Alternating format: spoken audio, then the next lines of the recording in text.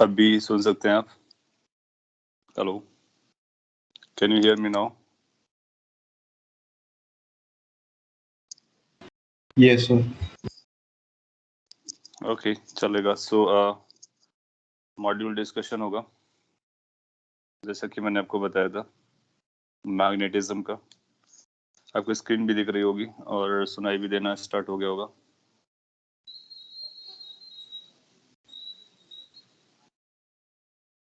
So let me upload the module.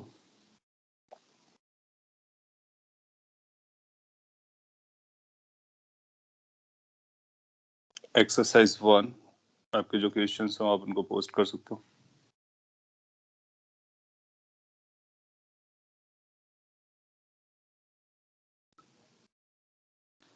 सो ये magnetism का exercise 1 आपने ट्राई किया होगा।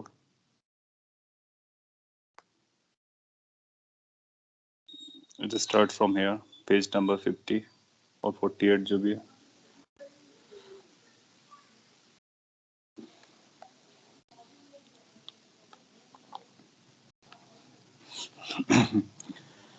सो इसमें सेक्शन वाइज है, magnetic field due to straight wire and all that. After discussion, you want something to be explained? Sure. Symmetry method आप चाहते हो? हम लोग कुछ एग्जांपल भी कर लेंगे, टाइम बचेगा तो करते हैं। आपने जो क्वेश्चन पूछा है, हाँ, आफ्टर डिस्कशन आपको कंप्लीट हो जाता है, डाउट्स आपके कंप्लीट हो जाते हैं, तो इसके बाद हम लोग जरूर बात कर सकते हैं। सो क्वेश्चन नंबर 8, 10, 18, 27 फिर आपने पूछे। सेक्शन अभी आपको एक्सरसाइज 1 से पूछना है और एक्सरसाइज 1 के सारे डाउट्स हो जाएंगे, फिर हम लोग आगे बढ़ेंगे। सेक्शन वाइज नंबरिंग नहीं होगी। हाँ,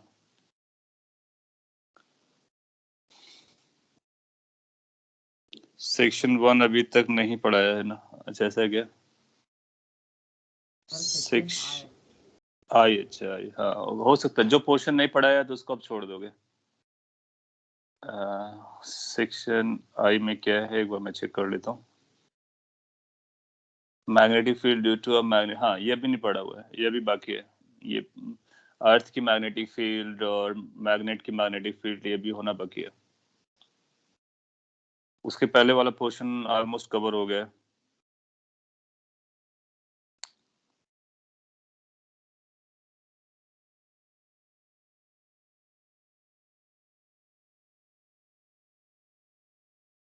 Eight and 18, yes, 8 and 18 is there, so they are both there. So मैं 8 से स्टार्ट करता हूँ। ओवर द टाइम भी आप बता सकते हो कि कौन से आपके लिए बताना है मेरे को। लगा क्वेश्चन नंबर 8 पर आते हैं।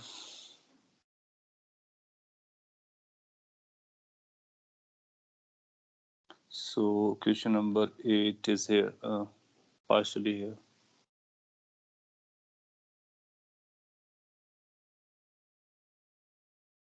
ये कहता है कि points A and B are situated perpendicular to the axis of 2 centimeter long bar magnet. ये बार मैग्नेट से रिलेटेड है। तो अभी बार मैग्नेट की फील्ड आपको नहीं बताई है, तो आप चाहो तो इसको अभी के लिए स्किप कर सकते हो, चाहो तो। सो क्वेश्चन नंबर 8 को भी स्किप कर सकते हो क्योंकि उसमें बार मैग्नेट है। अपने टेस्ट पे बार मैग्नेट नहीं आएगा, और ये लॉन्ग बार मैग्नेट है ना, तो उसको आप सोलोनॉइड जैसा कुछ रिलेट भी कर सकते हो, बट लीव इट। हम लोग बार मैग्नेट जब पढ़ेंगे तो उसके बाद आप जरूर कर ले जाओगे। तो हम लोग केवल वही फोकस करते हैं जो हम लोग पढ़ चुके हैं। सो 8th क्वेश्चन इज लाइक कि अभी कवर करना बाकी है। 10th, magnetic monopoles can not exist. अभी अगेन बार मैग्नेटिक के बारे में लोग बात करेंगे तो आपको बताया जाएगा कि जो मोनोपोल्स हैं वो एग्जिस्ट नहीं करता है, हमेशा डाइपोल होता है। और आपने ये 9th-10th में पढ़ा होगा कि जब कभी बार होता है तो उसका ये नॉर्थ पोल होगा, ये साउथ पोल होगा। अगर आप इसको यहाँ से कट कर देते हो, ब्रेक कर देते हो, तो it won't be like this कि नॉर्थ आपका इधर रह जाए और साउथ इधर रह जाए। ऐसा कभी नहीं हो सकता है। इनफैक्ट कैसा होगा कि इमीडिएटली आप पाओगे कि यहाँ पर भी साउथ बन जाएगा और यहाँ पर भी नॉर्थ बन जाएगा। तो जब कभी बार मैग्नेट होगा, नो मैटर कितना भी पोर्शन क्यों ना हो, उसमें दोनों पोल्स का होना जरूरी है, सिंगल पोल नहीं होता है। सिंगल का मतलब monopoles. So magnetic monopole does not exist, ये ट्रू है। ये हमेशा पेयर में रहते हैं, जबकि इलेक्ट्रिक मोनोपोल एग्जिस्ट करते हैं। जैसे आपने जो इलेक्ट्रिक डाइपोल देखा था, प्लस क्यू और माइनस क्यू, ये इलेक्ट्रिक डाइपोल है।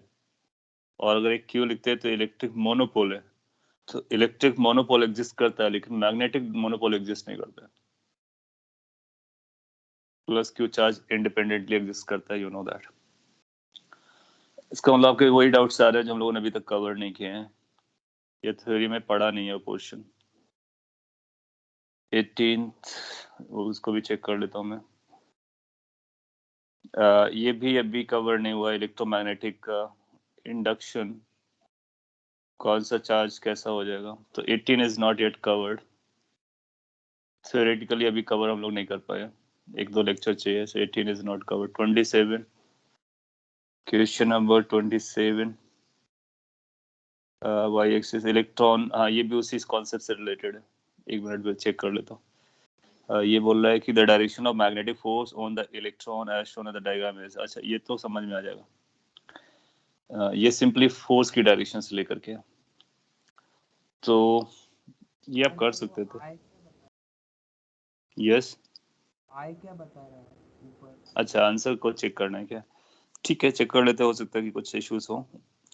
तो आप क्या बोलोगे कि इस वायर की वजह से जो इधर वाले जोन में फील्ड आती है, कहीं भी आप फील्ड निकालोगे ना तो इनटू आती है, तो ये मैग्नेटिक फील्ड इनसाइड है।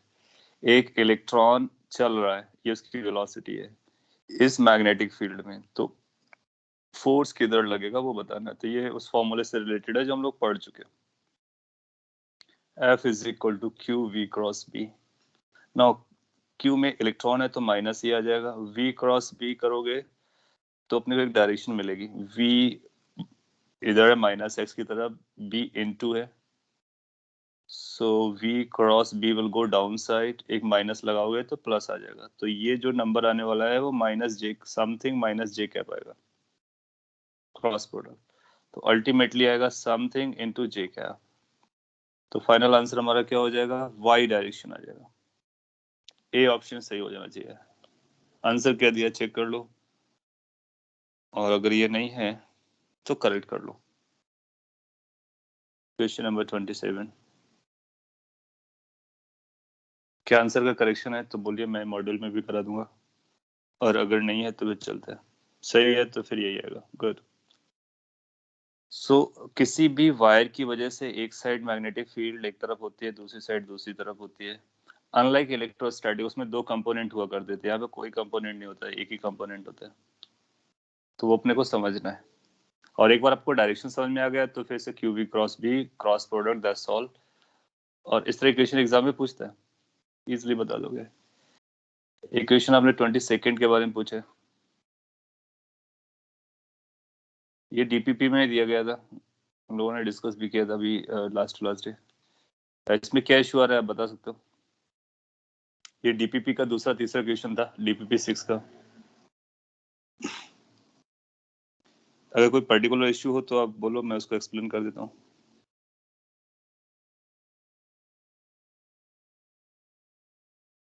सर सर इस क्वेश्चन में लाइक उनके जो लाइक प्रोटॉन्स और इलेक्ट्रॉन तीनों रहेंगे ना, तो प्रोटॉन्स का कोई इन्फ्लुएंस आएगा क्या नंबर ऑफ चार्ज के ऊपर? समझा नहीं मैं। यहाँ पर एक आपका ये प्रोटॉन है, और ये आपका ये भी प्लस चार्ज है, और ये आपके पास 2 भी चार्ज है। तो मैग्नेटिक फील्ड परपेंडिकुलर यूनिफॉर्म पे आ जाता है तो सर्कल पे जाएगा, तो रेडियस आपको निकालना है basically r is going to be m v upon q B. ठीक है, क्यू अलग अलग होगा क्योंकि इसका ट्वाइस ई है, इनका ई है। मास अलग अलग होगा, तो वेरिएशन किसमें है, मास में, क्यू में। वी और बी सेम है, वी के बारे में नहीं पता, बी सेम है। वी के बारे में ये कुछ बोलेगा, जैसे इसने बोला सेम काइनेटिक एनर्जी। सो काइनेटिक एनर्जी सबकी सेम है, तो आप जानते हो ये मोमेंटम है, इसको आप ऐसे भी लिख सकते हो, linear momentum divide by q B. R को आप ऐसे भी याद रख सकते हो, अंडर रूट मोमेंटम को लिखते हैं 2 mass into kinetic energy divide by q B. अब ध्यान से ऑब्जर्व करो कि इस वाली क्वेश्चन में उसने क्या क्या बोला है। उसने बोला सभी की काइनेटिक एनर्जी इक्वल है। Okay, so kinetic energy will make no difference, 2 will make no difference, B will make no difference. So whatever the difference it is going to make is going to be by mass divided by Q. इससे difference आएगा, जो भी difference आएगा। अब हम बता सकते हैं कि किसका सर्कल का रेडियस बड़ा होगा, किसका सर्कल का रेडियस छोटा होगा। लेकिन वो रेडियस के टर्म में नहीं बोल रहा होगा, उसको लैंग्वेज बदल देगा, बोलेगा कौन सा कम डिफ्लेक्ट होगा, कौन सा ज्यादा डिफ्लेक्ट होगा। तो हम लोगों ने बात की थी जिसकी रेडियस कम होती है, अगर रेडियस ज्यादा होगा तो डिफ्लेक्शन कम होगा। If radius is less that means deflection is high, क्योंकि जो जल्दी रेडियस टर्न करेगा वो उसका रेडियस कम होगा, टर्न जल्दी करेगा इसका मतलब डिफ्लेक्शन जल्दी हो रहा होगा। तो इस पॉइंट को आप याद रख सकते हो, lesser the radius higher the deflection. अब आप बता सकते हो कि कौन सा लीस्ट डिफ्लेक्टेड है, कौन इक्वली डिफ्लेक्टेड है, कौन मोस्ट डिफ्लेक्टेड है। तो उनकी रेडियस को कंपेयर करो, एक बार H प्लस का, He प्लस का, O2 प्लस का। और कैसे कंपेयर करना है, मास और Q को लेकर के। Q अपने को पता चल गया, E और 2E है। मास कैसा होगा, इसका प्रोटॉन का मास रखोगे H का, He का मास रखोगे, O का मास रखोगे, कंपेयर कर लोगे। सर यस लेकिन वो ई और 2E कैसे हो सकता है, क्योंकि अब हमने फ्री अभी 2 इलेक्ट्रॉन्स निकाले बाहर, तो जितने बाकी है उसके ऑर्बिट में उतने रहेंगे इलेक्ट्रॉन्स।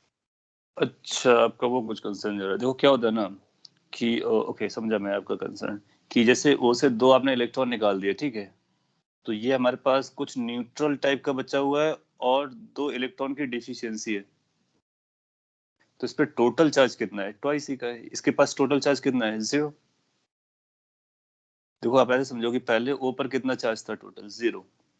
इलेक्ट्रॉन होंगे ऑर्बिट पे, ऑफ कोर्स होंगे, प्रोटॉन्स होंगे न्यूक्लियस पर, ऑफ कोर्स होंगे, लेकिन इलेक्ट्रॉन और प्रोटॉन का चार्ज एक दूसरे को कंज्यूम कर जा रहे होंगे, नलिफाई कर जा रहे होंगे।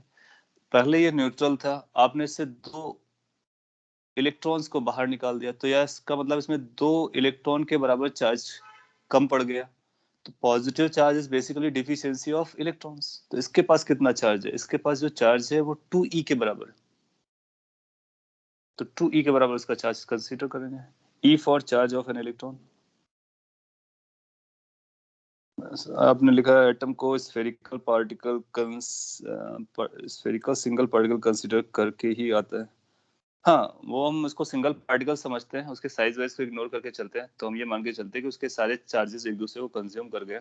कितना इलेक्ट्रॉन एक्सिस पर है वो नेगेटिव चार्ज होता है, कितना इलेक्ट्रॉन डिफिशियंसी है वो पॉजिटिव चार्ज होता है। तो ये बोल रहा है कि 1 इलेक्ट्रॉन की डिफिशियंसी है तो पॉजिटिव चार्ज हो गया, प्लस E, तो इसका चार्ज हम लिखेंगे, इसके पास E चार्ज है, इसके पास E चार्ज है, इसके पास 2E चार्ज है। अब Q को आप E के टर्म में लिख सकते हो, M का मास लिख सकते हो, मॉलिक्यूलर मास जो होता है। तो उसके बेसिस पर आप इसका आंसर दे सकते हो। अंडरस्टूड। तो जब कभी ऐसे क्वेश्चंस आएंगे तो उसमें इलेक्ट्रॉन्स ऑर्बिट वाले, प्रोटॉन्स न्यूक्लियस वाले, उनको आपको ख्याल नहीं करना है, क्योंकि वो बहुत छोटा एटम होता है और वो हम लोग ऑलमोस्ट न्यूट्रल मानते हैं, एक दूसरे के इन्फ्लुएंस को कवर अप कर लेते हैं। एक्स्ट्रा कितना चार्ज है वो मैटर करता है। सो आपका ये 20 सेकेंड होगा, इसको आप कंपेयर कर सकते हो, आंसर मिल जाएगा। एक्सरसाइज 1 में कोई और डाउट है तो आपको बोलने का।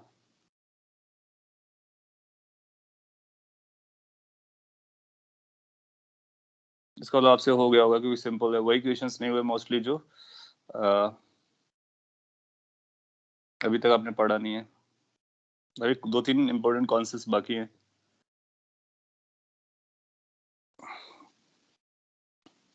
इसके बाद एक्सरसाइज 2 में अगर आपके पास डाउट्स हो, उतना पोर्शन जो आप कवर अप कर चुके हो।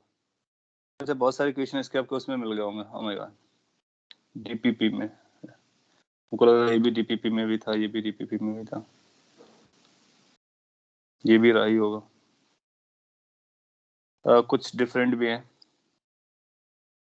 एक्सरसाइज 2 नहीं की है, ऑप्शन 12 का डी ऑप्शन क्यों नहीं है?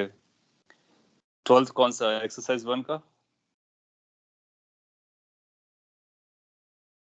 ये 12th का जो आप डी पूछ रहे हो वो विच, अच्छा 12th का डी, एक्सरसाइज 1 और 2। Exercise 2 good. सो एक्सरसाइज 2 में आपने पूछा है 12 का डी ऑप्शन क्यों नहीं है। ओके एक बार चेक करेंगे तो पता चलेगा कि है या नहीं है, क्यों नहीं है। अगर नहीं है तो इट सेज कि consider the magnetic field produced by finitely long, finitely long लिखा हुआ है, करंट कैरिंग वायर। ये फाइनाइटली लॉन्ग थोड़ा सा ठीक है, इसकी लैंग्वेज को मान के चलते हैं। So magnetic field at a point is inversely proportional to the distance of the point from the wire. Magnetic field at a point is inversely proportional to. Okay. So finite के case का क्या formula है? देखो ये application वाला portion है, आपको formula भी पता है और आपको क्वेश्चन भी समझ में आ रहा है, बट क्या हम रिलेट करके उसको आंसर कर पा रहे हैं ये अपने को देखना है। नहीं वो जो लिखा है उसी को मान के चलेंगे। ऐसा लैंग्वेज बोल सकता है फाइनाइटली लॉन्ग, मतलब लॉन्ग है लेकिन फाइनाइट है, इनफाइनाइट नहीं है। और इनफाइनाइट भी बोल सकता है। तो जो लिखा है अभी आप उसको उसी के हिसाब से आंसर करोगे।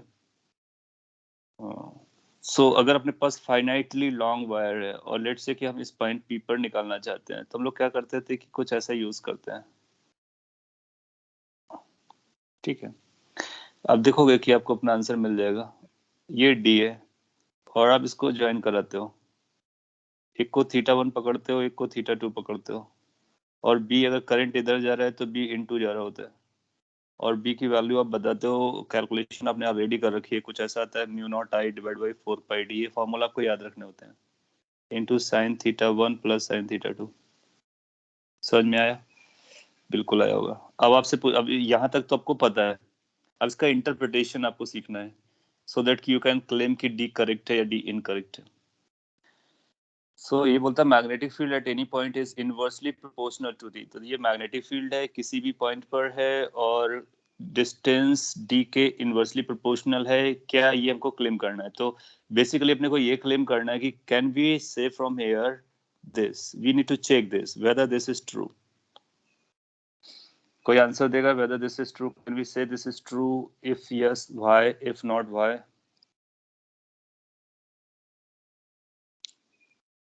सो अगर ये एक्सप्रेशन दिया हो तो क्या ये निकाल सकते हैं? तो साइन थीटा 1 और साइन थीटा 2 में भी डी आएगा क्या, under root? Exactly mu not में डी नहीं आएगा, आई में डी नहीं आएगा, 4 पाई में नहीं आएगा। तो अपने को देखना होता है डी किस में आ रहा है। आप देखोगे जब साइन θ1 लगाओगे तो ये और ये डिस्टेंस फाइनाइट है, तो ये डिस्टेंस आपको कुछ वाई वगैरह दिया होगा, एक्स या वाई, लेट से ये एक्स है। तो साइन θ1 आप क्या लिखने वाले? साइन θ1 आपका लगेगा x divide by under root x square plus D square. You see D is coming in θ1, D is also coming in θ2।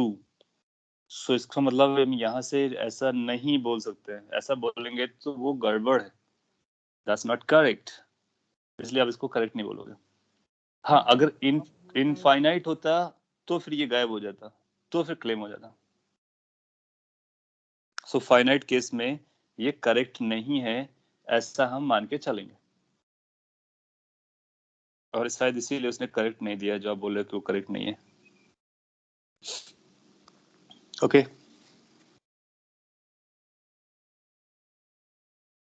सच में बहुत सारे क्वेश्चन आपके रिपीटेटिव टाइप के जो डीपीपी में चले गए, और तो उससे आपको फायदा हो गया होगा, जल्दी सॉल्व हो गए होंगे।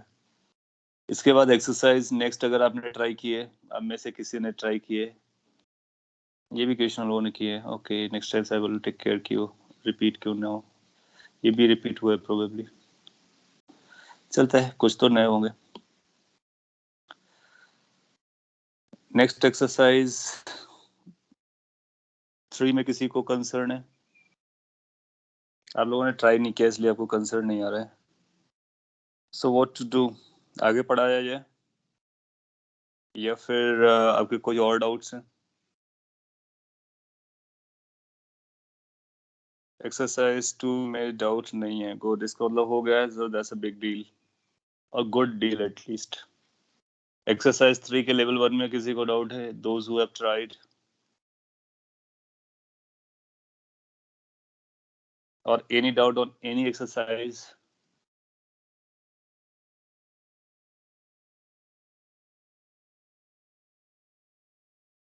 तो मैग्नेटिज्म की आपकी प्रैक्टिस हमको कब लग रही है?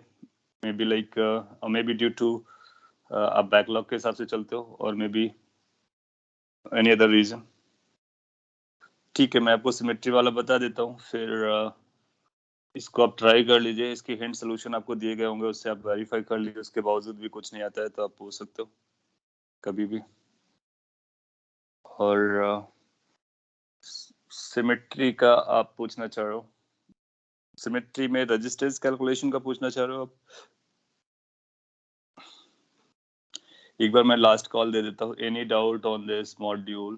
तो if you have tried, any one of you, any doubt, any question? क्योंकि पहली प्रायोरिटी अपने को इसी को देना है, ये मैंने बोला था कि हम लोग डिस्कस करेंगे।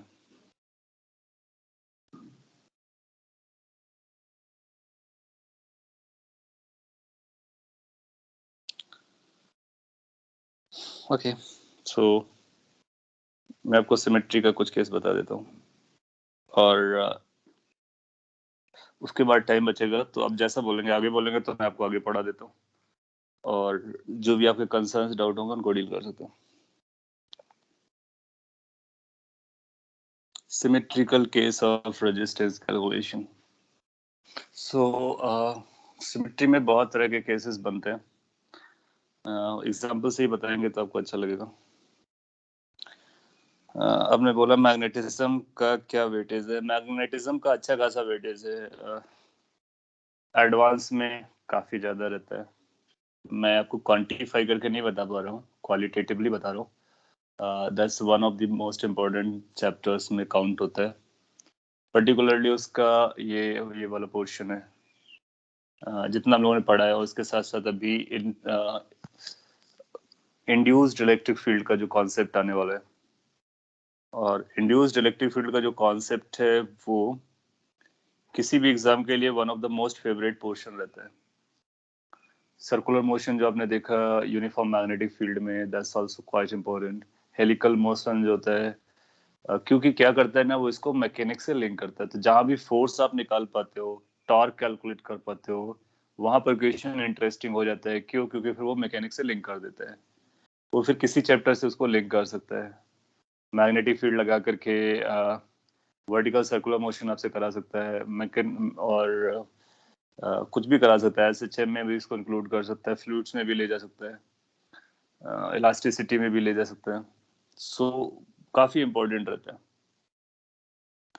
और इसका और भी ज्यादा इंपॉर्टेंट है मैग्नेटिज्म का, क्योंकि अभी इसके आगे जो इसके चैप्टर्स है, ईएमआई, इलेक्ट्रोमैग्नेटिक इंडक्शन, बहुत छोटा सा चैप्टर है ये। एक क्वेश्चन डेफिनेटली रहता है किसी भी एग्जाम में, आप देख लो। और इंड्यूस्ड इलेक्ट्रिक फील्ड का जो कॉन्सेप्ट है उस पर भी एक क्वेश्चन जरूर रहता है, इंड्यूस्ड इलेक्ट्रिक फील्ड। सो और फिर एसी अलग, इससे अलग हो जाता है। तो ये दो पोर्शन जो है काफी इंपॉर्टेंट है। अब ऐसा मान लो कि जो इलेक्ट्रोस्टैटिक का इंपॉर्टेंस है ना, मैग्नेटिज्म का एग्जैक्टली वही इंपॉर्टेंस है एग्जाम को लेकर के। आपने बोला टेस्ट में कहाँ तक आएगा मैग्नेटिज्म? टेस्ट में जो मैग्नेटिज्म आने वाला है that is will be up to magnetic moment. तो लास्ट जो हेडिंग हम लोगों ने पढ़ी थी मैग्नेटिक मोमेंट के बारे में पढ़ी थी, कि how to get this mu value I A, इसको कैसे कैलकुलेट करते हैं और इस पे कितना फोर्स लगता है, इस पे कितना टॉर्क लगता है। सो जहाँ तक हम लोगों ने पढ़ा एग्जैक्टली वहीं तक आएगा। So that will be up to that point. उसके बियॉन्ड नहीं आएगा। जैसे कि अभी चार्ज, जैसे ये देखा था, एक रॉड है मैग्नेटिक फील्ड पे चल रहा है, तो कौन सा पोलैरिटी पॉजिटिव होगा, कौन सा नेगेटिव होगा, कितना ईएमएफ आएगा, इंड्यूस्ड ईएमएफ, वो सारे हम लोग बाद में देखेंगे। So whatever we have studied till now, everything will be included. So आपको प्रैक्टिस करनी है मैग्नेटिज्म वाले में, क्योंकि मैग्नेटिज्म के अच्छे क्वेश्चंस भी मिल सकते हैं आपको एग्जाम में। करंट इलेक्ट्रिसिटी भी है तो उसका भी ख्याल रखा गया है। तो दोनों को मिला करके टेस्ट पेपर बनेगा। चलेगा, मैं आपको सिमेट्री के कुछ क्वेश्चंस बताता हूँ और सिमेट्री में क्या करना होता है। तो सिमेट्री एक सिंपल चीज होती है जो कि कॉमन सेंस होता है। जैसे कि आपने अभी एम्पियर्स लॉ लगाया था, हालांकि उसका एम्पियर्स लॉ से कोई लेना देना नहीं है। जैसे यहाँ पर एक वायर जाता है करंट लेकर के, एम्पियर्स लॉ लगाने के लिए आपको एक लूप चूज करनी थी, तो आपने कौन सा लूप चूज किया था? सर्कुलर चूज किया था। क्यों सर्कुलर चूज किया था? क्योंकि सिमेट्रिकल होता है। आप ऐसा भी तो चूज कर सकते थे, elliptical, why not elliptical? Elliptical भी सिमेट्रिकल होता है, सर्कुलर भी सिमेट्रिकल होता है, लेकिन आप देखोगे सर्कल की सिमेट्री किसी पॉइंट के अबाउट बराबर होती है। आपको सिमेट्री के बारे में बता रहा हूँ। सो अगर आप ये जो पॉइंट है आपका, इससे आप लेफ्ट साइड जाओ, राइट साइड जाओ, अप साइड जाओ, डाउन साइड ट्रैवल करो, एनी साइड ट्रैवल करो, आपको एग्जैक्टली सेम डिस्टेंस के बाद बाउंड्री मिलने वाली है। That means about this point this curve is symmetrical, the most symmetrical graph curve है।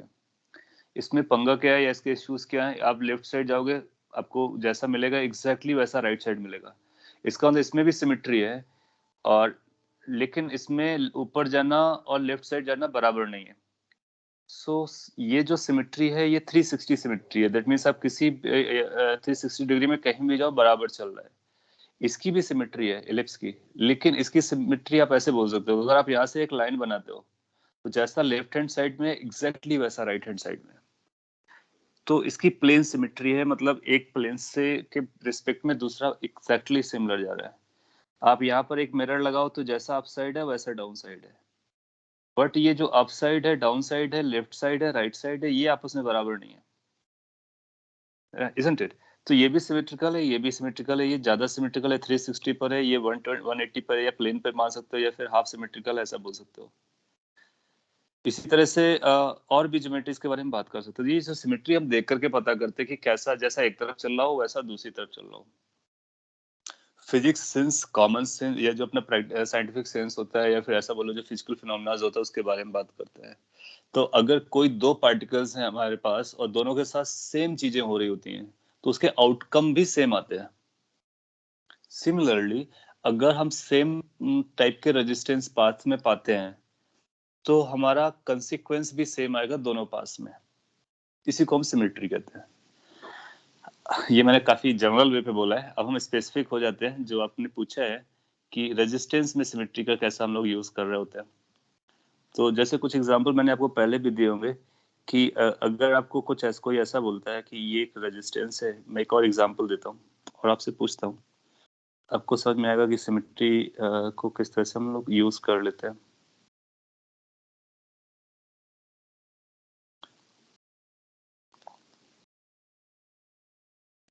लेट्स से कि कोई आपको इस तरह के एक सर्किट बना के देता है, सर्किट पूरा नहीं है, हाफ है या उसका एक पार्ट है, और आपसे बोलता है कि आपके पास यहाँ पर 5 ओम का रेजिस्टेंस है, यहाँ पर 4 ओम का रेजिस्टेंस है, यहाँ पर 2 ओम का रेजिस्टेंस है, ये 4 ओम का रेजिस्टेंस है, ये 2 ओम का रेजिस्टेंस है, ये 5 ओम का रेजिस्टेंस है, या कोई 6 ओम का रेजिस्टेंस है।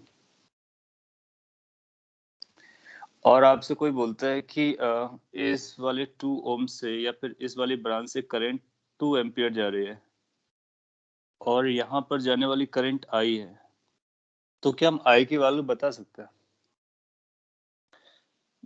तो इस आई की वैल्यू को निकालने के लिए आपको ये नहीं पता है कि यहाँ से कितना करंट आ रहा है, यू डोंट नो इवन कि how much current is leaving, you simply know कि यहाँ से करंट 2 एम्पियर है and this current we are looking at. So अगर आप ध्यान से ऑब्जर्व करोगे तो आप अगर सॉल्व करने जाओगे तो थोड़ा सा चैलेंजिंग होगा, क्योंकि आपके पास अननोन ज्यादा होंगे। और ओके मैंने सिंपल दिया तो ये सॉल्व भी हो जाएगा बाय द वे। अगर डिफिकल्ट भी होता तब भी हम लोग वो बात कर सकते थे। यहाँ पर हम लोग कॉमन सेंस भी लगा सकते हैं अपार्ट फ्रॉम सॉल्विंग। क्या कॉमन सेंस लगा सकते हैं कि कोई भी करंट यहाँ से आएगा, जिस तरह से ये ब्रांच जा रहा है एग्जैक्टली वही ब्रांच ये है, तो जैसा इधर हुआ होगा एग्जैक्टली वैसा ही इधर होगा। मोर ओवर न केवल यहाँ पर आगे भी चल करके जिस तरह से ये मिलता है ये भी मिलता है और यहाँ पे चला जाता है। तो अगर यहाँ का करंट अपने को पता है तो हम यहाँ का करंट देख करके बता सकते हैं कि आई की वैल्यू 2 एम्पियर आएगी। यहाँ पे कैलकुलेट करना आसान हो गया क्योंकि मैंने कोई ब्रांच नहीं बनाया। अगर ब्रांचेस भी बनाते तब भी हम लोग बोल सकते थे। तो पॉइंट इज कि कई बार हम सिमेट्री देख करके बता देते हैं कि एग्जैक्टली सिमिलर चल रहा होता है। अगर हमको एक के बारे में पता है तो दूसरे के बारे में हम पता कर सकते हैं। ओके और मे बी लाइक अगर इसमें थोड़े से कॉम्प्लिकेशंस मैंने किए होते कि लेट्स से कि यहाँ पर एक रेजिस्टेंस था और यहाँ पर भी एग्जैक्टली वही रेजिस्टेंस था, तो इससे अगर 2 एम्पियर से 2 जा रही है तो इससे कितना जाएगा? इससे भी वही जाएगा। क्यों? क्योंकि जैसा ऊपर हो रहा है वैसे ही डाउन साइड हो रहा है। हाँ, फर्क कहाँ पे पड़ जाएगा, अगर ये मैं 4 को अगर लेट से मैं 5 कर दूं या 6 कर दूं, अब हम क्लेम नहीं कर पाएंगे कि जैसा यहाँ पर हो रहा है वैसा यहाँ पर हो रहा होगा। क्यों? क्योंकि सिमेट्री डिस्ट्रॉय होगी। तो सिमेट्री का मतलब होता है सेम टाइप के रेजिस्टेंसेस का लगा होना। एग्जाम ये क्वेश्चन में करते वक्त अपने को क्या देखना होता है, अपने को देखना होता है कि जो सिमेट्रिकल हैं उनके में सेम करंट जाएगा या फिर उस पे डिफरेंट करंट जाएगा, फिर सेम पोटेंशियल बनेगा या नहीं बनेगा। As an example let's say कि कुछ आपको अगर कभी ऐसा देता है कि आपके पास एक ये रेजिस्टेंस है, इसके बाद अभी क्वेश्चंस आपको मिलेंगे तो आपको पता चलेगा कि कैसे हो सकता है।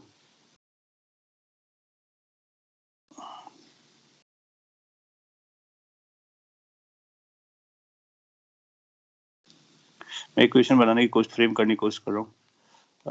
बाकी आपको जो दिया जाएगा तो उसके बेसिस पे आपको सोचना होता है, आप थिंकिंग कैसे डेवलप करते हैं उस पर ध्यान दीजिए तो चलेगा।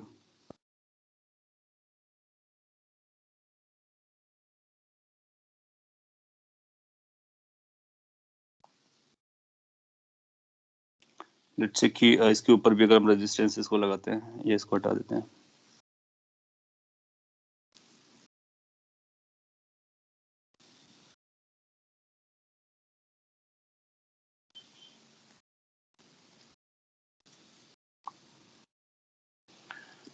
अगर ये रेजिस्टेंसेस आपको ऊपर लगे हैं और लेट्स से सिमिलर टाइप का अरेंजमेंट नीचे भी बना रखा है, एग्जैक्टली सिमिलर,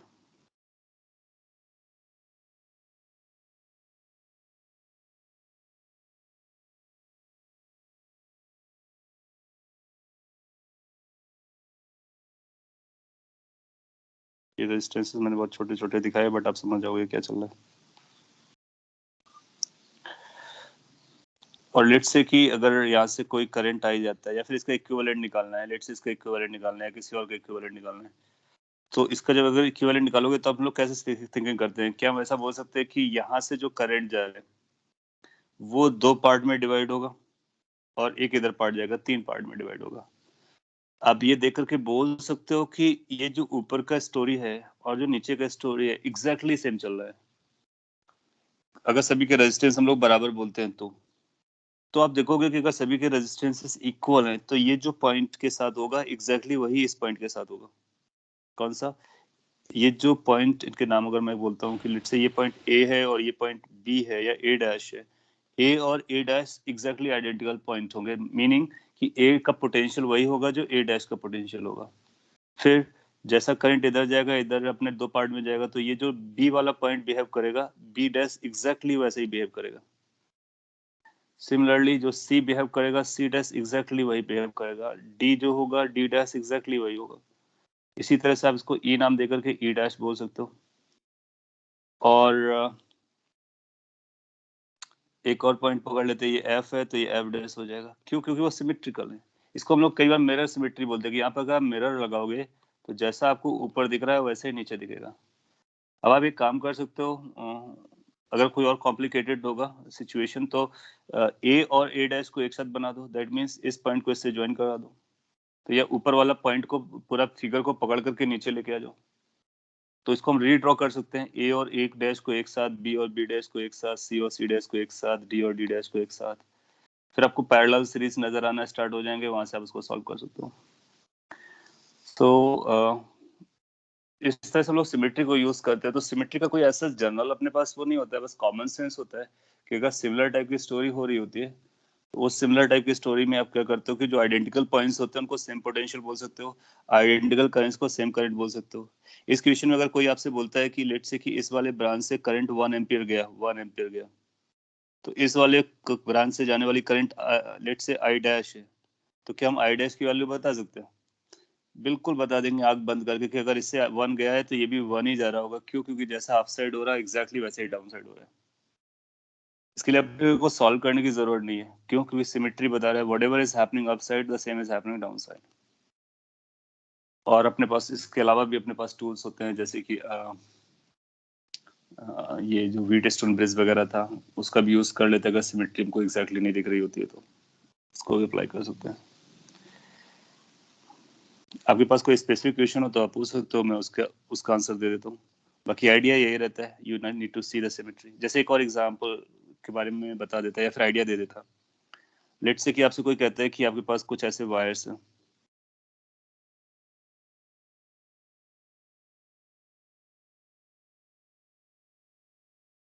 ये क्वेश्चन अच्छा क्वेश्चन है लेकिन मेरे को एग्जैक्टली याद नहीं आ रहा है क्या है, बट उसका आइडिया याद आ रहा है तो मैं आइडिया आपको शेयर करता हूँ।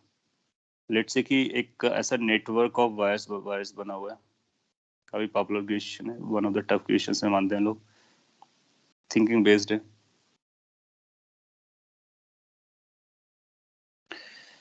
यहाँ से आपको सिमेट्री और समझ में आएगी क्योंकि सिमेट्री से रिलेटेड है। लेट्स से कि अपने पास एक ऐसा हॉरिजॉन्टल और वर्टिकल वायर्स का नेटवर्क है,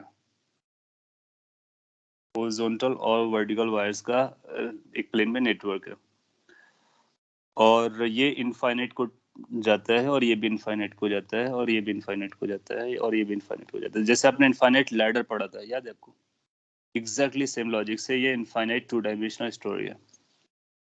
कोई आपसे कहता है कि एक पॉइंट ए यहाँ पे हमने चूज किया है और एक पॉइंट बी हमने यहाँ पे चूज किया है, और आपसे पूछता है कि find equivalent resistance, find R equivalent between A and B. Given क्या है कि हर दो नोड्स के बीच का रेजिस्टेंस आर है, सो each segment given is this कि each segment has R resistance।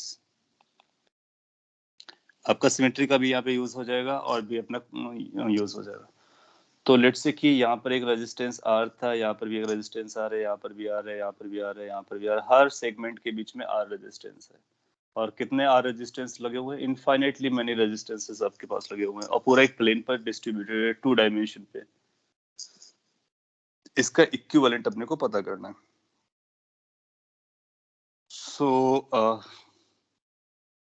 क्या करने का, मैं आपको एक आइडिया देता हूँ कि आप इसका आंसर निकाल सकते हो। किसी के पास कोई आइडिया आ रहा हो तो शेयर कर सकते हो। 1 मिनट में आपको टाइम दे देता हूँ शेयर करने के लिए।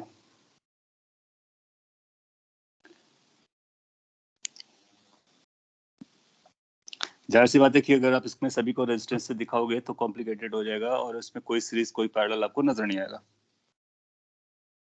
Sir, yes sir, we'll put a battery across A and B, and we'll supply charge I, and that I charge Okay. will get equally distributed across the 4 resistance, and only one of them will go from A to B.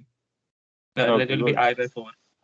Good perfect. In fact so ये symmetry का एक अच्छा example है कि आप एक काम करोगे कि यहाँ पर एक बैटरी लगा दोगे, V battery, and you will start perfectly. कुछ इस तरह से कर सकते हैं कि आई करंट जा रहा है।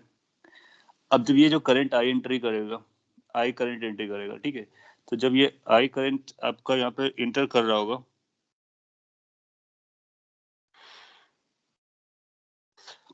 तो कैन वी से कि इस आई के रिस्पेक्ट में कुछ इधर करंट जाएगा, कुछ इधर करंट जाएगा, कुछ इधर करंट जाएगा,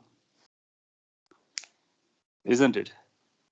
तो ये जो करेंट्स होंगे, कैन वी से कि ये सारे करेंट्स जो होंगे वो इक्वली डिवाइडेड, नहीं ऐसा नहीं बोलेंगे, यहाँ पर गड़बड़ हो जाएगा। इसको फिर इस तरह से सॉल्व करेंगे।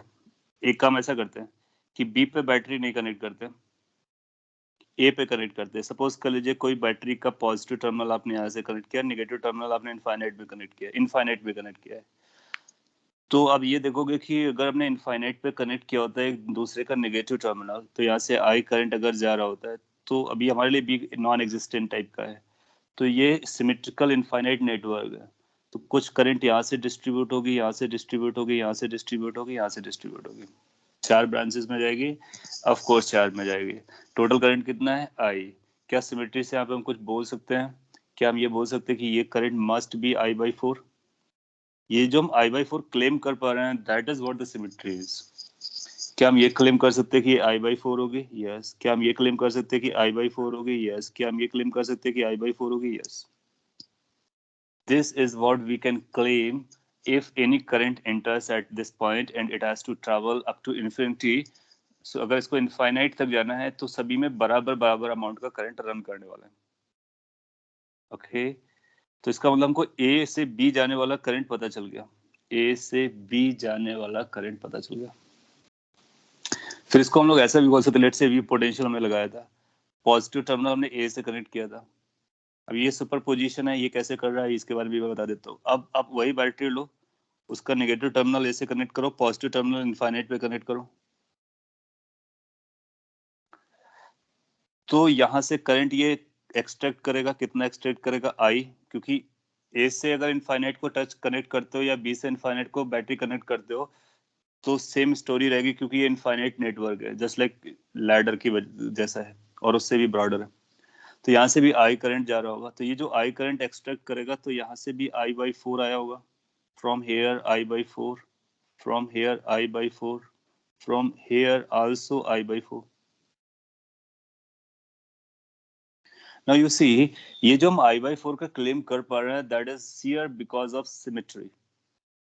We have no other logic, we can't calculate it, but yes we can say because of कि सभी रेजिस्टेंस बराबर है, आइडेंटिकल अरेंजमेंट है, so we can go like that। अब आप इन दोनों सिचुएशन को एक साथ एड अप कर लो। जब इन दोनों बैटरीज को एक साथ, इन दोनों सिचुएशन को सुपरपोज कराओगे तो इसका पॉजिटिव इस पे लगा होगा, इसका नेगेटिव इस पे लगा होगा। सो अगर हम ए और बी के बीच में बैटरी लगाते हैं, मैं अब इसका आंसर बता देता हूँ आपको सिमेट्री के साथ साथ। अब आप केवल ए पॉइंट को वॉच करो और बी पॉइंट को वॉच करो, एंड इसके साथ ब्रांचेस हैं ऑफ कोर्स, यहाँ पर भी ब्रांचेस हैं ऑफ कोर्स। लेकिन हमने को अगर एक बैटरी लगाना हो ए और बी के बीच में वी वोल्ट का, उसी वी वोल्ट का, तो ये ए से कितना करंट दे रहा था? I by 4। That means first case और सेकेंड का इसका सुपरपोजिशन। दूसरे से कितना जा रहा था? I by 4। I by 4 is supplied by A, I by 4 is extracted by this. So अपने पास टोटल करंट कितना हो जाएगा? I by 2। सबका आइडिया प्रॉपर था। यहाँ से हम सुपरपोजिशन से टोटल करंट निकाल देंगे।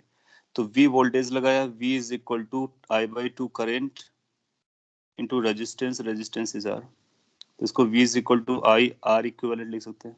तो अपने को R इक्विवेलेंट पता चल जाएगा। कितना R इक्विवेलेंट हो जाएगा? R by 2। Sir yes, sir बाकी की दो I/4 ब्रांचेस कहाँ गए फिर? बाकी के सारे ब्रांच, बाकी केवल दो नहीं है, बाकी के बहुत सारे हैं। ये आई बाई 4 है, इसके बाद इधर ब्रांच करंट जाएगा, इधर भी जाएगा, इधर भी जाएगा, इधर भी जाएगा, इधर भी जाएगा। There are infinitely many branches and sir yes. फिर तो फिर बी पे टोटल करंट आई आ रहा है और ई से भी टोटल करंट आई निकल रहा है, तो फिर टोटल I/2 कैसे हुआ?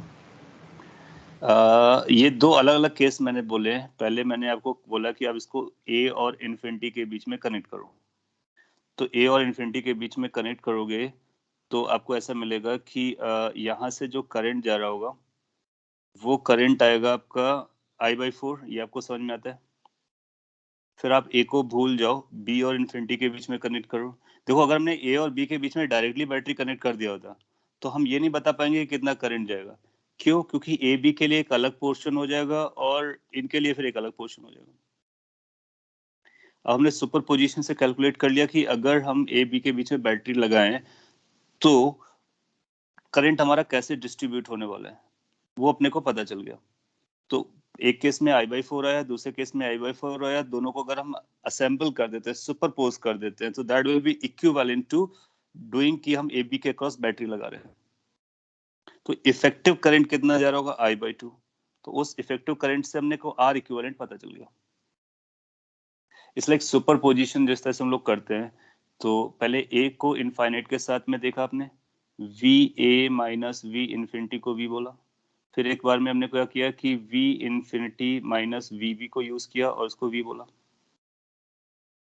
उसके बीच में हम लोगों ने करंट को पता किया और इसके बाद में हमने वी ए माइनस वी को v बोला।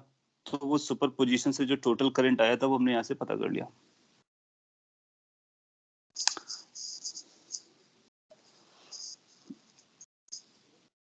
इसके बाद आपने कुछ केसेस भेजे हुए हैं सुपर पोजिशन, ये सिमेट्रिकल वाले, तो मैं आपके एग्जांपल डील कर लेता हूँ, उससे आपको ज्यादा समझ में आ जाएगा।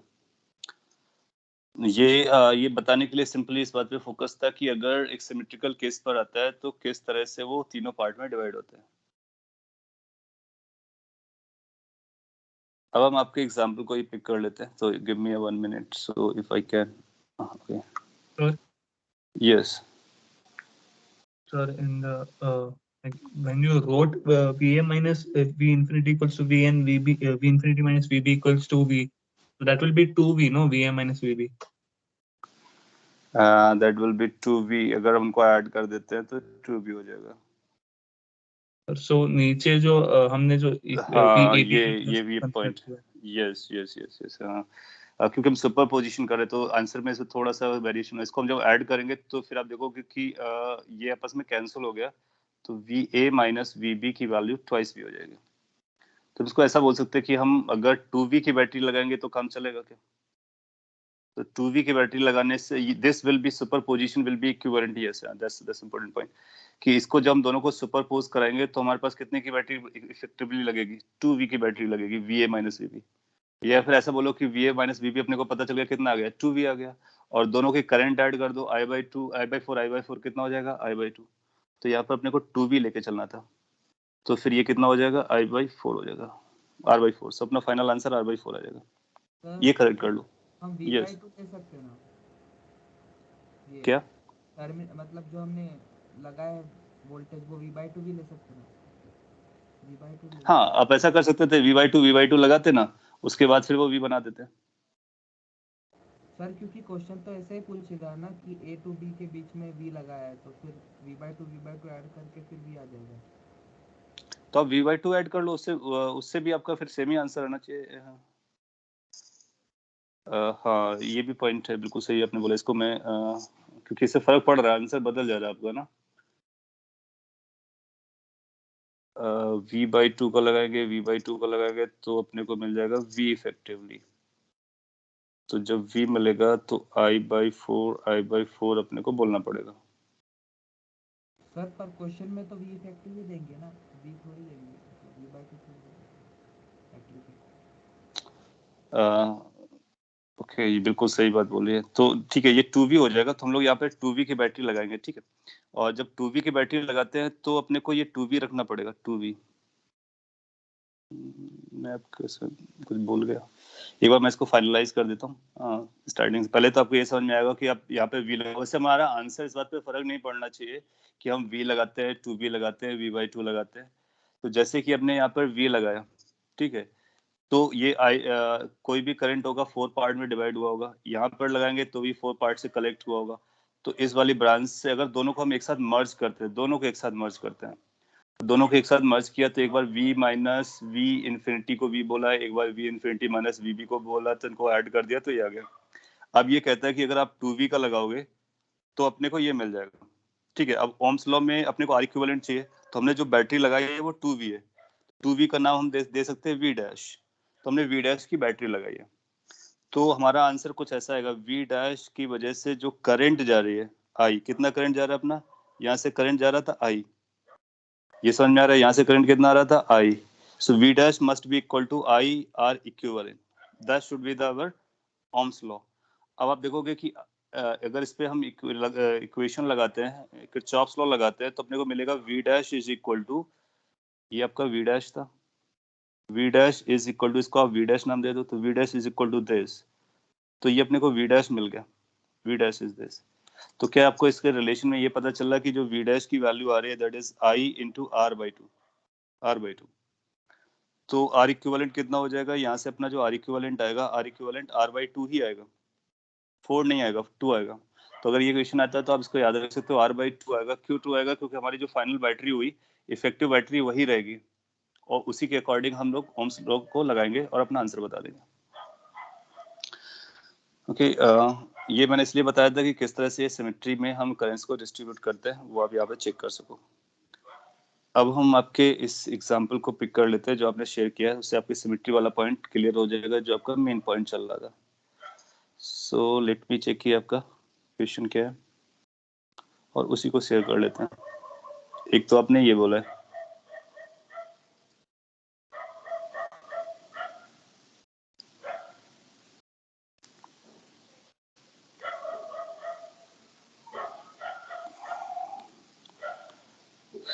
सो क्वेश्चन आपका कुछ इस तरह से जा रहा है. Here we go.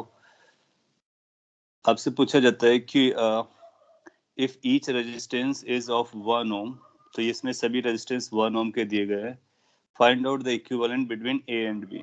गुड। तो यहाँ पे आपको इशू ये बन रहा होगा कि हम किस तरह से इसको हैंडल करें। ये इसका सोल्यूशन है। एक बार सोल्यूशन को हम लोग हटा नहीं देखते, यहाँ पे फोकस करते हैं। जब हम लोग यहाँ पे फोकस करेंगे तब देखोगे कि यहाँ पर एक बैटरी लगाओगे आप। जो भी आपने बैटरी लगाया उस बैटरी की वजह से आई करंट गया होगा। अच्छा, इसके बाद कुछ पोर्शन यहाँ से गया होगा, कुछ पोर्शन यहाँ से गया होगा, फिर यहाँ पर जाएगा। अब इसके केवल अपसाइड की स्टोरी है, डाउन साइड की नहीं है। लेकिन जो भी करंट गया है, क्या सेम करंट यहाँ से कलेक्ट भी होगा? यस। तो कैन वी से कि अगर यहाँ पर I1 गया है तो यहाँ से कितना आएगा? I1 आएगा। अगर यहाँ से I2 करंट गया है तो यहाँ से कितना आना चाहिए? I2 आना चाहिए। ये हम कैसे बोल पा रहे हैं? मैं एक बार फिर से बोलता हूँ, इसको ध्यान से समझेंगे तो अपना काम हो जाएगा। कि जो भी करंट आई है 2 ब्रांच में गया, फिर यहाँ पर कुछ चला, फिर इसके बाद जिस तरह से कलेक्शन हो रहा है यहाँ पर, वहां पर भी 2 ब्रांचेस आ रहे हैं और सभी के सेम रेजिस्टेंस है। तो जिस तरह से करंट डिस्ट्रीब्यूट हुई है उसी तरह से कलेक्ट हुई है। Just like the previous example, जिस तरह से डिस्ट्रीब्यूट हो रही थी I/4 में, उसी तरह से कलेक्ट हो रही थी I/4 में। यहाँ पर वैसा नहीं है, लेकिन इस पर I1 है, ये I2 है, तो फिर ये I1 होगा, ये I2 होगा। एक बार आपको ये बात समझ में आ गया और यहाँ से अपना किरचॉफ का लॉ भी चल रहा है I1 + I2 वाला, तो यहाँ पर भी जस्टिफाइड है, यहाँ पर भी जस्टिफाइड है। इसका मतलब है यहाँ पर I2 करंट जा रहा है, यहाँ से I2 करंट जा रहा है। दैट मीन्स इस जंक्शन का क्या हो रहा है? Is there any current being shared by this junction? No. I2 is passing through as if कि there is no junction. इसका मतलब इसकी जो भी करंट आएगी वो यहीं से पास हो जाएगी। इसका मतलब ये जो जंक्शन पॉइंट है उसको आप 2 अलग अलग पॉइंट में कन्वर्ट कर सकते हो, डिटैच कर सकते हो। तो ऊपर वाले पोर्शन को इतना यहाँ से फोल्ड कर दो। जैसे आपने फोल्ड कर दिया, काम हो गया। अब ये एक अलग हो गया। So this circuit will converted into like this. This is A point, then there is one resistance, there is another resistance, there is a B point, then you go for this resistance and bring this down, then take it away like this, this and this.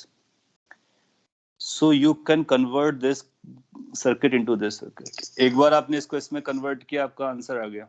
कैसे answer आ गया?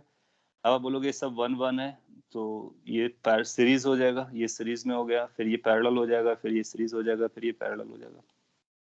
तो हम इसको detach कर सकते हैं। ये symmetry से बोला, तो सिमेट्री को हम लोग कई तरह से बोल सकते हैं। 32 का आंसर अब हम लोग देखेंगे।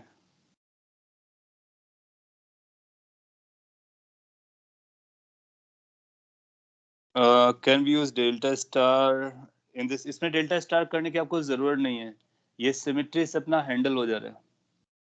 डेल्टा स्टार को हम लोग तब यूज करते हैं ना जब हमारा सिमेट्री या कोई और मेथड वर्क नहीं कर रहा होता है। जहां तक आप अगर ये जानना चाह रहे हो कि क्या वो किया जा सकता है, बिल्कुल किया जा सकता है। उसको तो आप कभी भी लगा सकते हो, तो आप डेल्टा स्टार भी लगा सकते हो। सिंस सिमेट्री है तो सिमेट्री विल से कि ये पोर्शन में करंट, यहाँ से जो करंट आएगा वो यहाँ से चला जाएगा। तो current is not being shared on this junction. That means this junction can be detached, can be segregated, can be separated. So you can just separate it. It will make sure कि I2 current यहाँ से जा रहा है और I1 current यहाँ से जा रहा है। बाकी यहाँ पर आप पता कर सकते हो। ओके, इसके बाद आपने कुछ और भेजा था, मैं उसको भी एक बार ले लेता हूँ।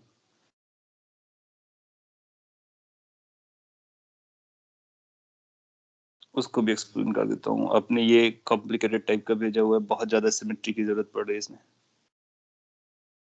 तो इसमें बहुत सारे रेजिस्टेंसेस हैं, लेट्स चेक कि क्या कर सकते हैं।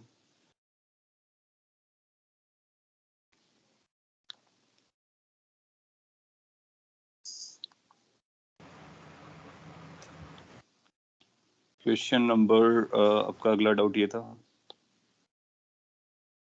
here we go.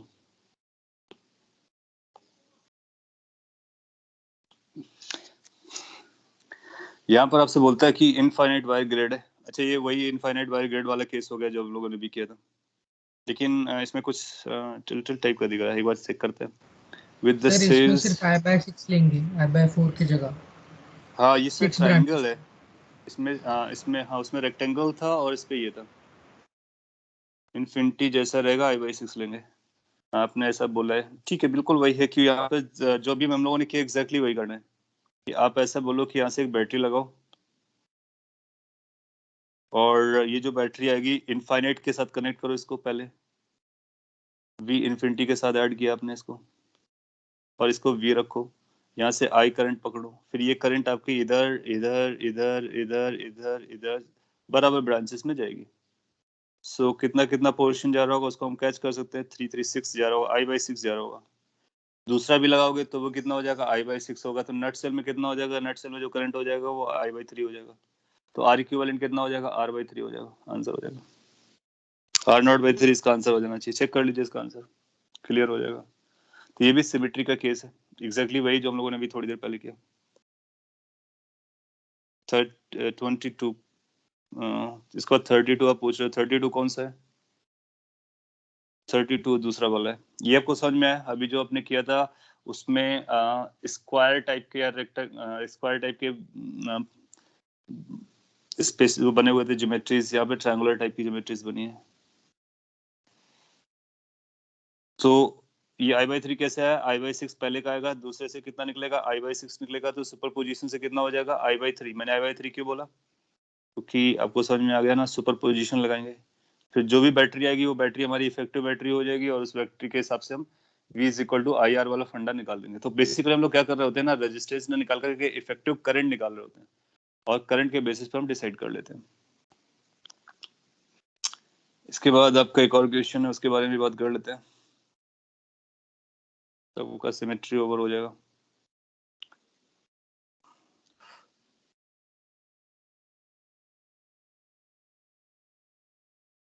ये भी एग्जैक्टली वैसे ही क्वेश्चन है।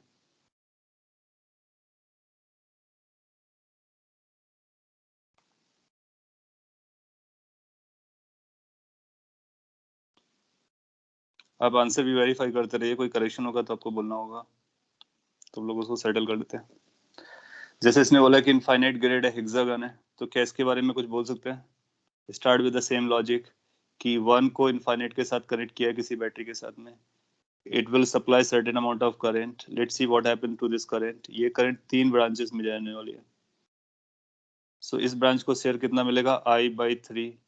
जब दूसरा सुपर पोजिशन करोगे तो I/3, तो इफेक्टिव करंट कितना हो जाएगा, I/3 plus I/3, that is 2I/3। और अब इसके बाद दोनों को सुपरपोज करा दोगे तो R इक्विवेलेंट कितना हो जाएगा, 2R/3। ऐसा ऑप्शन दिया होगा उसको मार्क कर देने का। यस, यू वर सेइंग कि क्या इसका 2R/3 होगा। यस, 2R/3 होगा।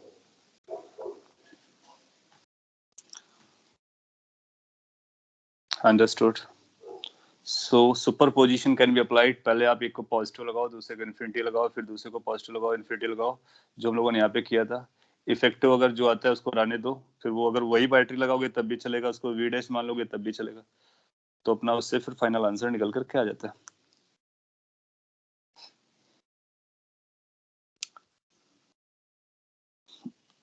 ओके, सो ये भी आपको कंप्लीट होगा। कोई और डाउट है, कंसर्न है तो आप बोलो। आपके पास अभी 25 मिनट्स के आसपास का टाइम है। कोई और डाउट? मैं आगे इसलिए नहीं पढ़ाना चाह रहा हूँ क्योंकि आगे पढ़ा दूंगा तो वो पेपर में आ जाएगा, तो फिर इशू बनेगा आपके लिए, प्रैक्टिस नहीं हो पाएगी।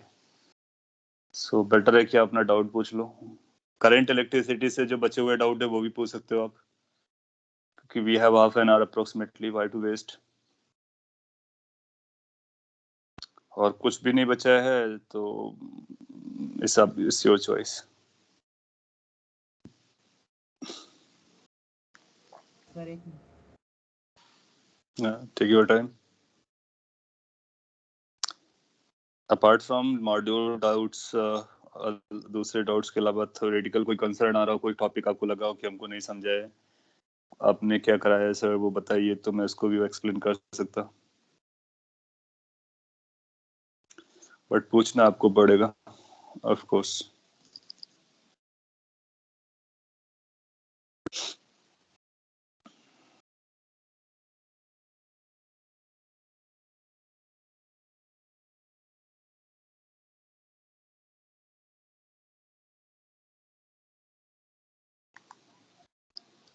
लास्ट क्लास में आपने कुछ उसके करंट इलेक्ट्रिसिटी के डाउट पूछे थे जो कवर नहीं हुए थे, तो मैं करंट इलेक्ट्रिसिटी का मॉड्यूल ओपन कर ले रहा हूँ। और अगर आप चाहें तो आज भी पूछ सकते हो उसको। अच्छा, आपने इक्वेशन भेजा हुआ है, ठीक है, हम लोग उसको भी डील कर लेते हैं। सो क्वेश्चन को पहले मैं कॉपी करता हूँ। विच वन, 9th और 10th? अच्छा, दोनों आपस में रिलेटेड है।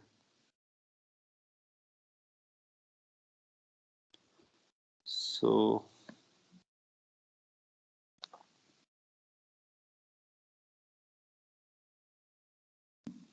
दोनों बताना है या कोई एक पर्टिकुलर बताना है?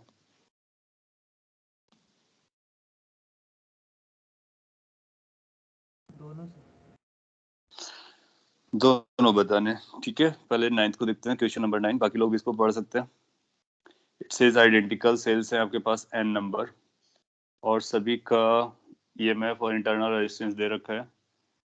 सीरीज में ज्वाइन करते हैं, क्लोज सर्किट बनाते हैं, ठीक है। One cell A is joint with reverse polarity. अच्छा, एक को रिवर्स पोलैरिटी से किया है। The potential difference across each cell except is. ये अच्छा क्वेश्चन, ऐसा क्वेश्चन एक दो बार एग्जाम में दिखा है। वो क्या करता है कि कुछ सेल्स की पोलैरिटी बदल देता है और फिर आपसे पोटेंशियल डिफरेंस, करेंट और बहुत सारी स्टोरीज के बारे में बात करते हैं। तो हम लोग क्या करेंगे, बेसिक तरीके से प्रोसीड करते हैं और समझते हैं कि क्या कर सकते हैं। So you need to make n cells same polarity का, और एक सेल जो है वो रिवर्स पोलैरिटी का है। सो यहाँ से इस तरह का, अच्छा मैं केवल इस तरह से बना दे रहा हूँ, इसमें इंटरनल रेजिस्टेंस है वो आप काउंट कर लेना।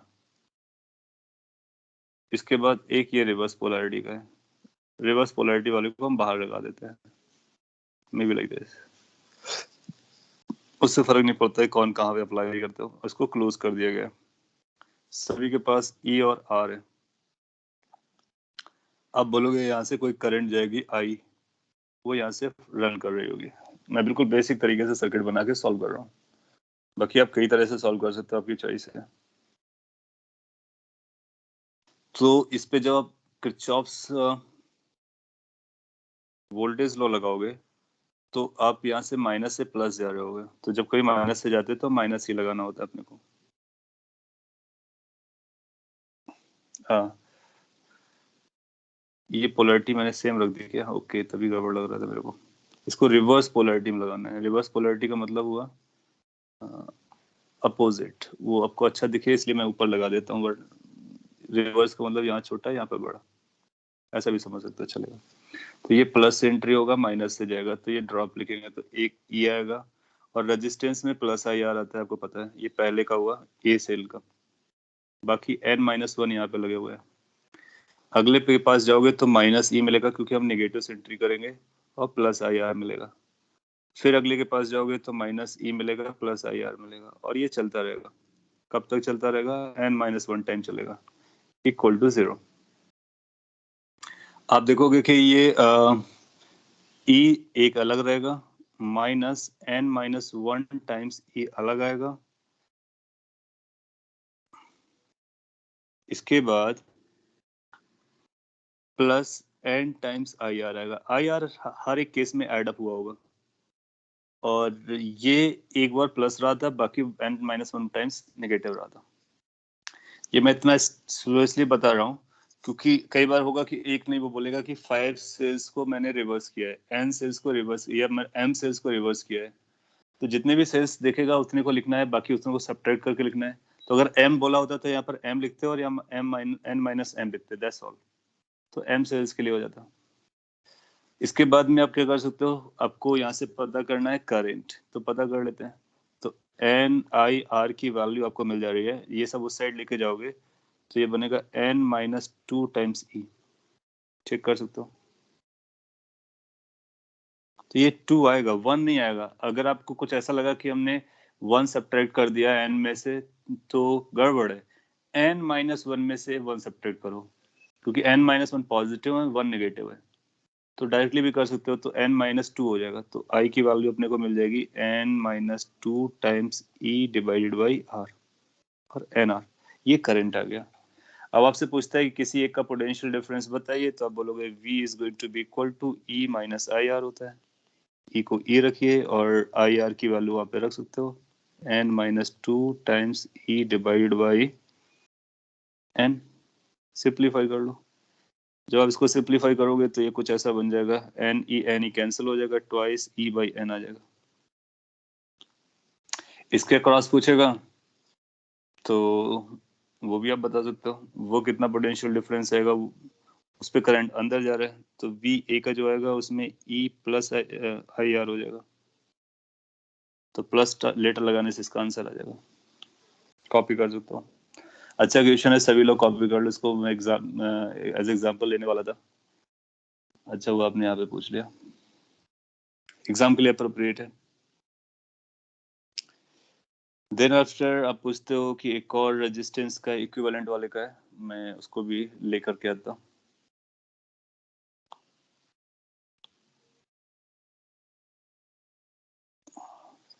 ये क्वेश्चन है आपका, आइडेंटिकल रेजिस्टेंसेस लगाए गए हैं।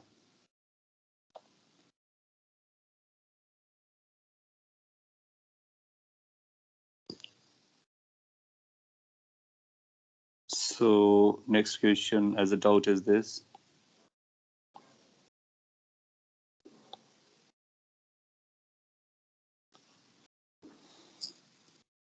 So it says कि identical resistance of resistance R, ऐसे में सभी बराबर बोलता है जिससे कि आपको सिमेट्री पता चल जाती है।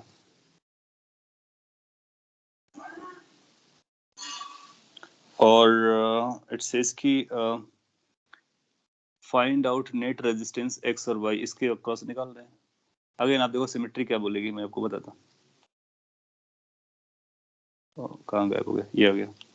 सो कैसे सिमेट्री बोलेगी, आप यहाँ पे बैटरी लगाओ, दो चार क्वेश्चन के बाद आपको जमना स्टार्ट हो जाएगा। ये करंट होगी, आप देखो जिस तरह से करंट डिस्ट्रीब्यूट हो रही है एग्जैक्टली उसी तरह से करंट कलेक्ट हो रही होगी।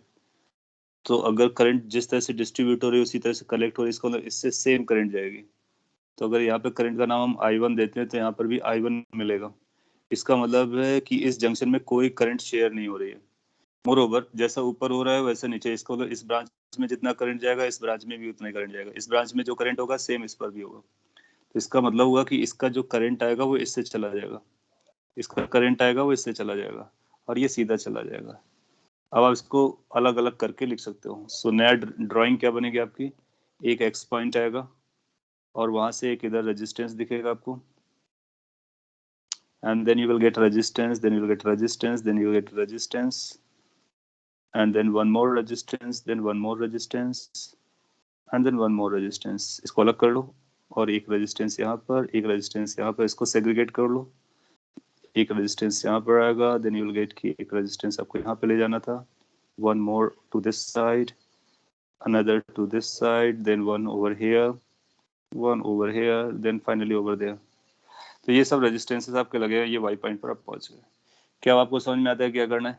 अब आपको समझ में आ जाना चाहिए कि ये डिटैच हो गया, तो यहाँ से जो करंट जा रही थी वो हो गई, इनको आप इक्विवेलेंट बना सकते हो। अभी भी इशू है इसको सेटल करने के लिए। इस पे आप देखोगे कि यहाँ से जो करंट जाएगा, अब हम लोगों ने ये बात कर ली कि जैसे करंट यहाँ से जा रहा है एग्जैक्टली वही करंट यहाँ से जा रहा है, तो जो करंट यहाँ से जाएगा वही करंट यहाँ से जाएगा। इसका मतलब इस वाले ब्रांच में कितना करंट जाएगा, जीरो। और वैसे भी आप देख सकते हो कि इतना जो पोर्शन है वो बैलेंस व्हीट स्टोन ब्रिज बना हुआ है, तो हम लोग क्या करेंगे, इन दोनों को रिमूव कर देंगे। तो उनको रिमूव कर लीजिए, जैसे आप इनको रिमूव करेंगे लाइफ सेट होगी, अगली लाइन में आंसर आ जाएगा। अब आपको पता चल गया। देखो जब अगर सेम करंट जा रहा है इसका मतलब है कि वो सीरीज पर है, एज सिंपल एज एनीथिंग। अब ये 2R हो जाएगा, ये 2R हो जाएगा, 2R का 1 हो जाएगा, ये भी 1 हो जाएगा, तो 1 का हाफ हो जाएगा, बाकी ये 2 हो जाएगा। 2 और हाफ का इक्विवेलेंट निकाल लेना है, आपको आंसर आ जाएगा। So this could be converted into this, copy it.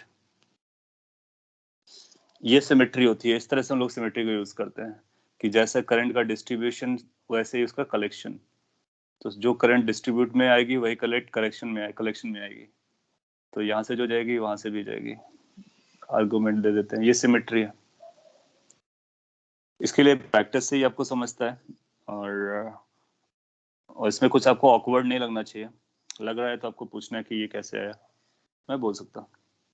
इसके बाद एक और क्वेश्चन अपने भेजा है, So the next question that you have sent is this.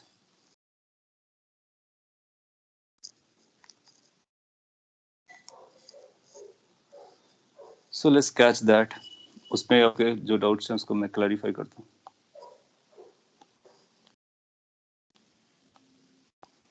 ये क्वेश्चन है. It says कि for circuits on in the figure equivalent resistance अपने को A और C के बताना है. ये A पॉइंट है, ये C पॉइंट है. यहाँ पे इक्विवेलेंट बताना है. देखो जब कभी हम लोग इक्विवेलेंट बताते हैं या फिर सिमेट्री को यूज करते हैं ना, तो हमारे लिए मैटर करता है कि करंट बैटरी कहाँ से कहाँ पर कनेक्टेड है. तो हम A और C के बीच में पहले एक बैटरी लगाएंगे और A से करंट जाएगा, C से करंट वापस आएगा. जो करंट A ने दिया C ने वापस वही करंट लिया. That's rule. अब यहाँ पर देखते हैं कि यहाँ पर क्या चल रहा है. अब देखो कि अगर कुछ करंट यहाँ पर गया I1, मान लो यहाँ पर करंट गया I2, तो ये R और R रेजिस्टेंस जा रहे हैं. क्या हम ये बोल सकते हैं कि I1 I2 बराबर होंगे? चेक करते हैं. अभी आगे चल कर देखोगे कि यहाँ पर F एक जंक्शन मिल रहा है और एक ये जंक्शन मिल रहा है. उस जंक्शन के बाद में यहाँ पर भी करंट आ सकता है और इधर भी जाएगा तो इधर भी जा सकता है, फिर आगे बढ़ सकता है. तो सिमेट्री में भी हम लोग ऐसा नहीं करते कुछ चीज से कुछ भी हम फोर्सफुली कर लें या फिर जबरदस्ती कर लें. जहाँ पर लॉजिक लग रहा होता है वहां पर लगाते हैं और एक्सटेंड करने की कोशिश करते हैं.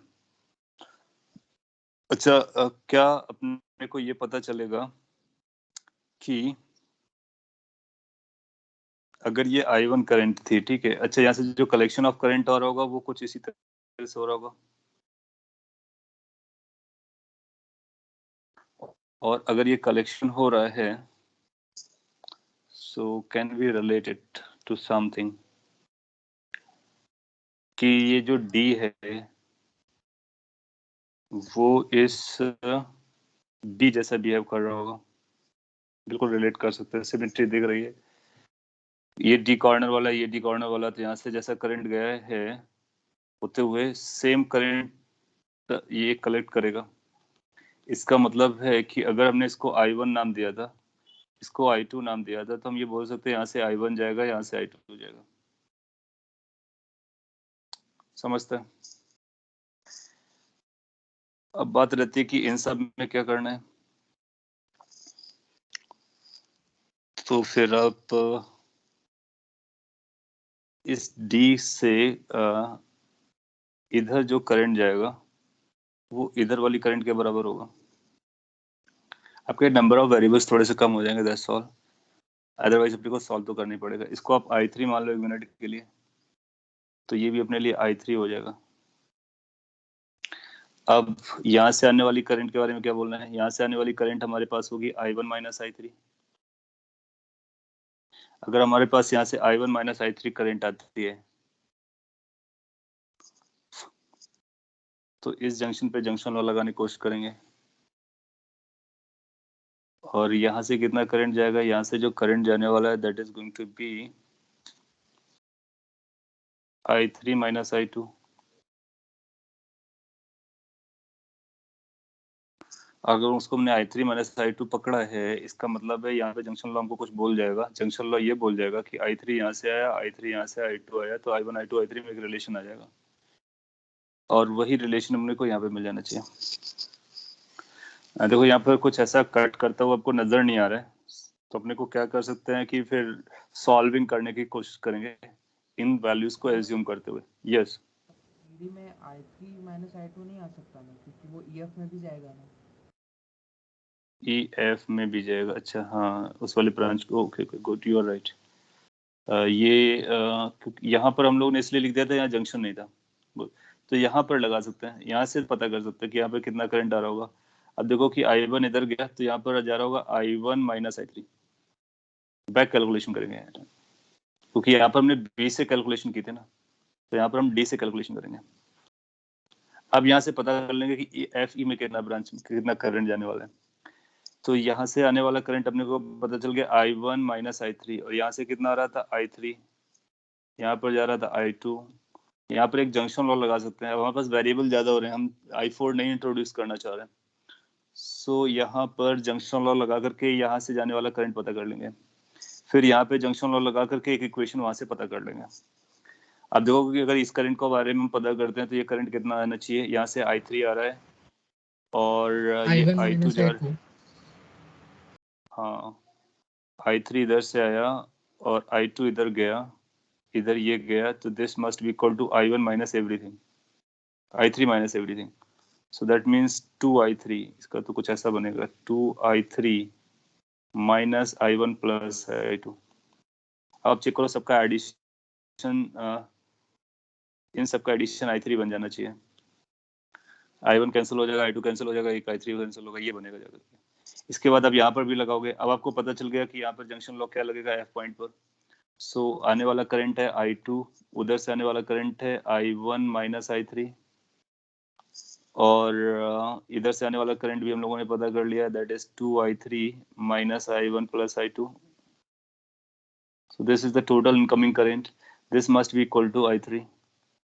अगर ये अपने आप बैलेंस हो जाती है, इसका मतलब है अपने को कोई इक्वेशन नया नहीं मिला।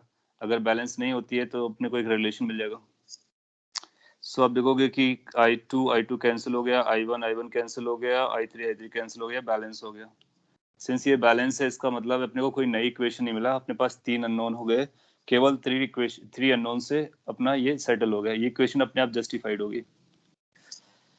अब आप क्या कर सकते हो, आपने क्या किया कि ऐसा करने से नंबर ऑफ वेरिएबल केवल 3 रखे। अब आप किरचॉफ इक्वेशन लगा लो, इस पर एक किरचॉफ इक्वेशन लगा दो, एक इस लूप पे लगा लो, एक इस लूप पे लगा लो, एक इस लूप पे लगा लो, कई सारे लूप्स हैं।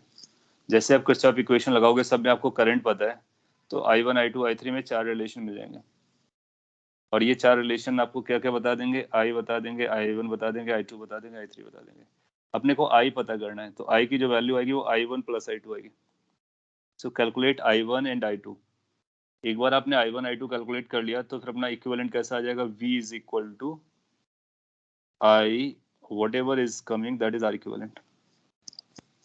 इस तरह से इसको आप सॉल्व कर सकते हो। दूसरा तरीका क्या है, और भी तरीके अपने पास हैं, जैसे इस ट्रायंगल को पकड़ो, इस ट्रायंगल को आप स्टार, इस डेल्टा को स्टार में कन्वर्ट कर लो, वहां से भी आ जाएगा।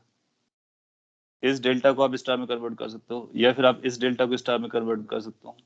तो एक डेल्टा को स्टार में कन्वर्ट करोगे, कई सारे सीरीज पैरेलल नजर आ जाएंगे, फिर दूसरे को करोगे तो पूरा नजर आ जाएगा।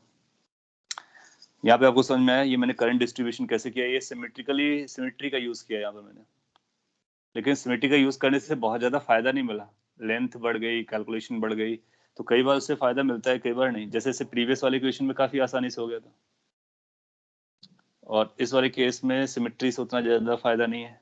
बट सिमेट्री कैसे यूज की है ये आपको समझना चाहिए।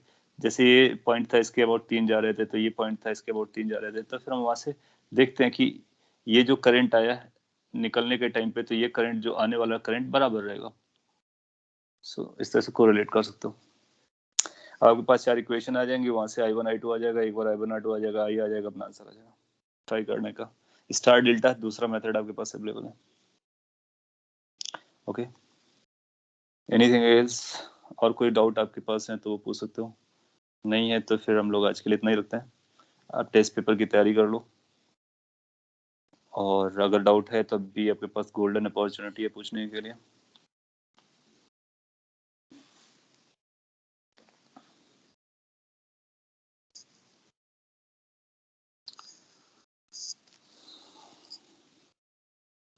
चलेगा। तो आपको मैग्नेटिज्म की और प्रैक्टिस करनी है, ये क्रिस्टल क्लियर है, क्योंकि आपके पास डाउट्स कम थे मैग्नेटिज्म के। अगर आपने कर लिया है तो बहुत ही अच्छी बात है, नहीं कर पाए तो please do solve those questions, they are important. और सिंस एडवांस पेपर है तो बहुत ज़्यादा सिंपल पेपर नहीं आ सकता है, थोड़ा सा चैलेंजिंग रहेगा ही रहेगा। So you need to prepare accordingly.